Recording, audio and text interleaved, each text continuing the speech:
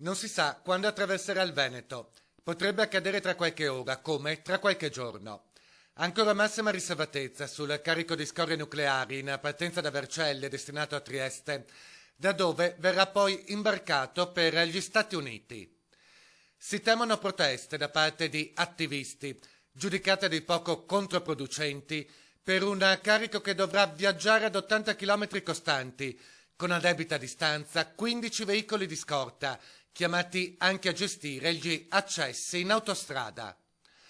Tutto top secret, quindi, con i sindaci di comuni interessati dal transito del mezzo, che però si lamentano di essere tenuti ancora all'oscuro dei dettagli, se non altro perché la cittadinanza preme sui municipi per sapere.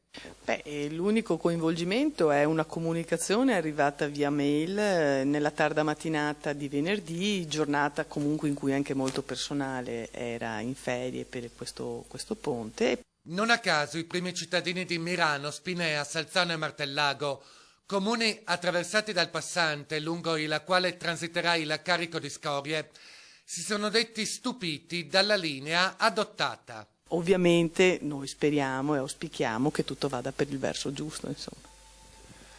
Siete rimasti un po' con l'amaro in bocca. Sì, perché siamo comunque la massima autorità, abbiamo un sacco di responsabilità, ma non è che riusciamo a dare un aiuto reale in questo modo. In definitiva, secondo i sindaci, a creare allarme e perplessità tra la cittadinanza rischia di essere proprio l'elevato livello di riservatezza. Senza contare la beffa finale. Dalla protezione civile alle forze dell'ordine, tutti devono rimanere in allerta, in attesa di un carico che potrebbe passare tra qualche ora come tra qualche giorno.